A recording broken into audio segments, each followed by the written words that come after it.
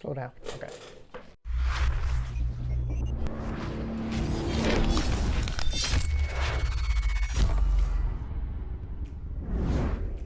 What's going on, everybody? This is Donald Russell here with DRP Fitness and Health, and today we're going to be going over 5 mistakes personal trainers make and what we can do to try to avoid making those mistakes. Now, a list of these mistakes is going to be something that I have done multiple times in the past, and this is something that I had to learn from with my experience. So I want to try to give you a heads up on what you can avoid, or this can be something for beginner trainers or for people who've actually been in the industry for a while, but they're not noticing some of these things that they're doing, because this could potentially impact on how you keep your current clients or how you can bring in a rapport for some of your future clients.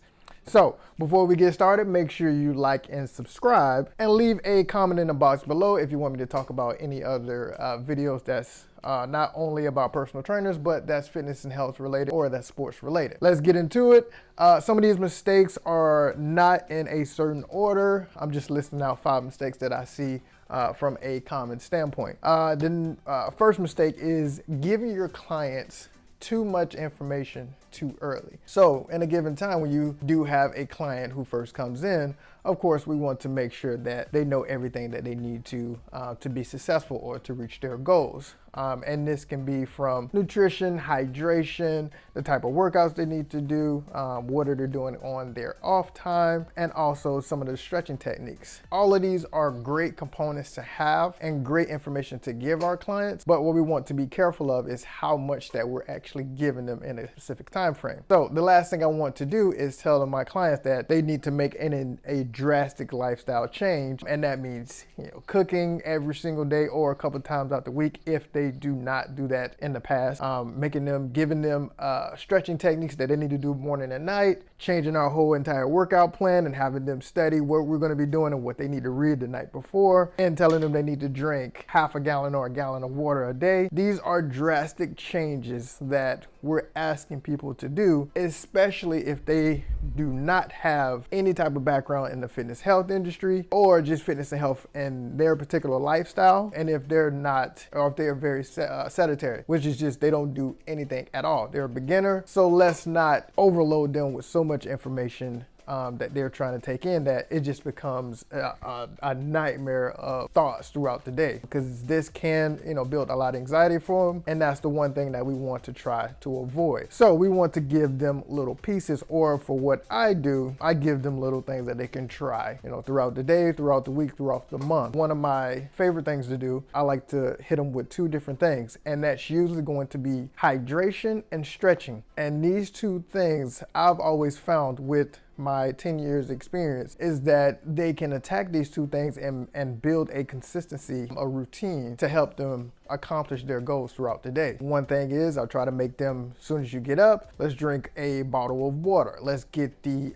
metabolism, let's get the hydration started early. After that, let's build on, let's actually work on some stretching routines. A couple stretches for the hamstring, quads, glutes. If we're in a job that requires us to sit a lot, I may even give them some exercises or trainings to do in the middle of the day. Hey, when it's your lunch break, let's get up, let's walk for 2 minutes, or let's walk for 3 minutes, just either around the office, or if we can, let's get outside and let's just walk. And that just teaches them to always think and give them something as daily goals that they should do to be successful. And if that's too much in the middle of the day, then the majority of the time I will have them do a couple stretches either morning or night, or I may combine the 2 just to get them thinking throughout the day. Those are 2 small things that I just want them to think about, to do, and not try to overload them as much as possible. Usually with these, they're able to stay aware, and I'm usually texting them throughout the day, if they're asking questions. Those are 2 things that I love to do just to get them started so it doesn't seem overwhelming. This leads us into mistake number 2. Okay, and mistake number 2 is probably going to be a 2-parter, because I want to make sure we understand this, and that's trying to be the perfect trainer for everyone. Now, we've all done this, or I should say I've done this, and I'm sure there's tons of trainers who've done this when they first started off. We want to be the perfect trainer for anyone that comes in and they're looking to reach some goals. And that Can be from boxing, yoga. They're looking to improve themselves as far as swimming, jogging. The one thing I will say is stay in your lane. Stick to what you know. And that's something that I had to learn for myself. If you're not familiar with certain sports or certain movement or certain exercise criteria that they're looking for, either let them know that, or if you're working in a particular gym setting, let the boss or the manager know, hey, look, this client may not be perfect for me. Some of the things that they're looking for or they're looking to improve, I don't have that much knowledge into it. So pass that person on to the next person, or require them to actually speak to someone else, which is going to be hard to do because, of course, we do not want to give up that client or that sale, but this also helps us avoid making sure the client doesn't get injured, especially by you, and making sure we don't, do any overuse in training, and making sure we don't look like a complete idiot as we're trying to train them with something that we have no knowledge of. So don't try to be the perfect trainer. Be who you are. If your thing is training certain athletes, like myself in sports specific training, this is what I'm comfortable with doing. So anybody who comes in, and regardless of the sport, typically I know what I'm comfortable with and if I can help that person. One of my biggest sports that I train is lacrosse and soccer. I've never played lacrosse or soccer, but what I do know is the movements that it takes or the requirements that it takes for them to be successful on the field. Now, I'm not going to get into any position style training as far as, like, let's say for lacrosse, stick handles or exactly what it is they need to do to score. But what I will say is I will train them to make sure their change of direction is where they need to be. Do they have enough body control? How is our core stabilization?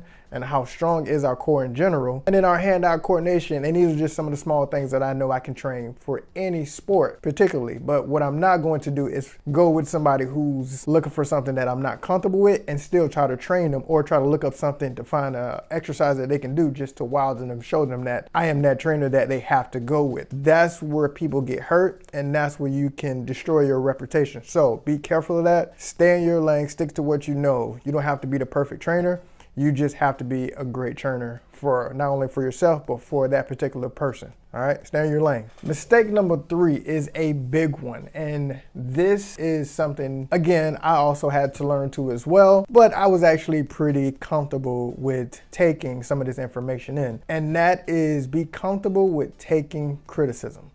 You will get certain clientele or certain people who are looking for one thing, and even during your training sessions or your program, it may not be something that they were comfortable with, or it may not be something that they actually thought they wanted or needed. So be open to hearing the feedback or the information that they're giving you. Hey, I would like to change some of this, or I didn't see the results that I thought I would see by this time frame. And make sure you listen, understand, and figure out a game plan, what works best for them and how you both can help each other. The last thing we want to do is get upset and get verbal with the clients or nag at them because we think they're doing something that they're not supposed to. They're not supposed to be doing. Even if that is the case, you still need to be open to what is it that you can actually change for yourself to help them reach that goal, because that's the final key, right? Is to figure out the goal that works best for them. So sometimes we have to take in that criticism, go back to the drawing board and figure out what we can do to help them. So criticism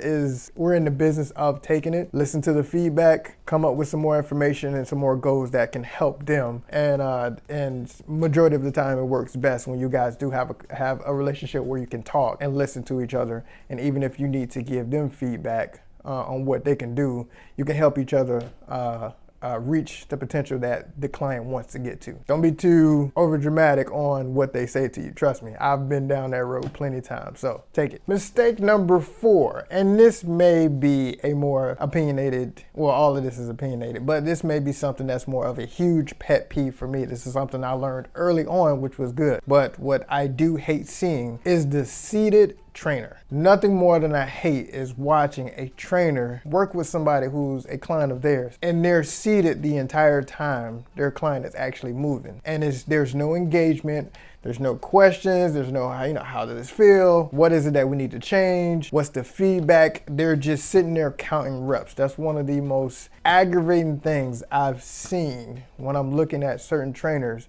Rather if I'm in a private owned gym or if I'm in a big gym like a Equinox, LA Fitness, Planet Fitness, and you're watching some of those trainers. Don't be that guy or don't be that girl. Stand up, get engaged with your client, watch them, and which is the other weird thing, which I always thought was pretty obvious. If you're seated and your client has something where if they're doing a dumbbell bench press, and all of a sudden you see the control is not there as best as you would like, you need to be there to help or stop them from hurting themselves, because that dumbbell can either flip right on their face, and I'm sure we've all seen it on social media, but you need to be there to stop that and help them. So if I'm a seated trainer, how in the hell am I going to get there enough time to make sure that this client doesn't hurt themselves? This is huge. So if there's anything on this list that I do not like or I don't like the most, it's this one. Don't be that trainer. And it's hard for me not to even go up there and say something to them. And I try to control, what I say to certain people. But if there's anybody who I will come up and say something to, it's gonna be this type of person. So don't make this mistake. Okay, and mistake number 5, which is a funny one for me, I always think it's hilarious, is being the textbook trainer. And that's getting a certification when we first get started. And we have our first client, or we have these clients that we have to spurt out everything that we just learned from the book. And I'm gonna tell you now, the clients don't want to hear it at all. Majority, some want to know why they're doing certain movement, but the last thing they want to hear is, hey, during a bicep curl, we're gonna have some flexion in the elbow, but not too much flexion because the anterior deltoid can take over and be the prime mover